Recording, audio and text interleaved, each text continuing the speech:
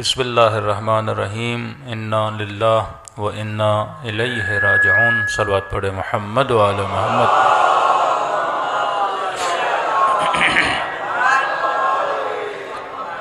گزارش ہوگی یہ پنکھا بند کر دیں، بار دیگر صلوات پڑھے محمد و آل محمد۔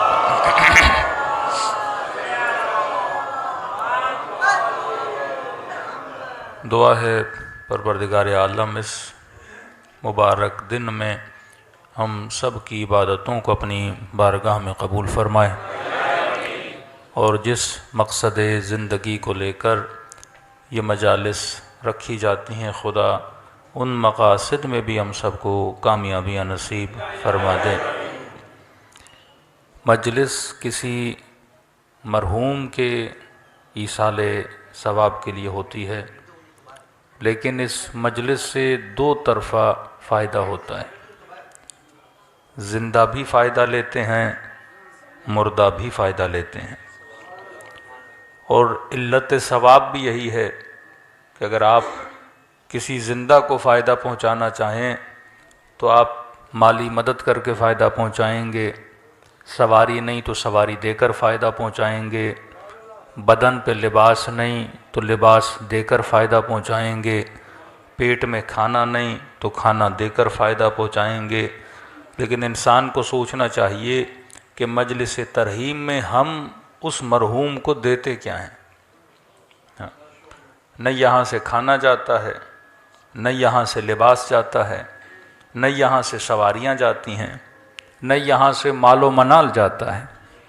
اگر آپ نے مثلاً پاکستان سے انگلینڈ پیسے بھیجنے ہوں تو کوئی بینکنگ سسٹم ہے جہاں سے پیسے ٹرانسفر ہوں گے، جناب وہاں پہ لیں گے۔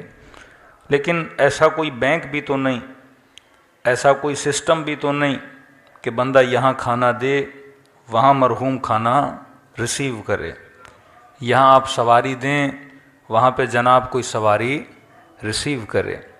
تو مجلس حسین ایک واحد ایسا سسٹم ہے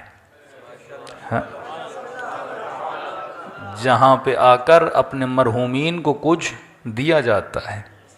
لیکن سوال ہے کہ ہم مجلس میں کیا دیتے ہیں؟ یہاں پہ نیاز ہوئی تو نیاز آپ نے کھائی، یہاں پہ اگر کسی نے خیرات کی وہ خیرات بھی آپ کے جسموں تک پہنچی، لیکن اس مرحوم تک کیا پہنچا؟ تو مجلس حسین کو دیکھنا پڑے گا کہ اس مجلس میں ایسا کیا ہے، اس سے ایسا ہمیں کیا ملتا ہے جس سے مرحوم کو فائدہ ہوتا ہے۔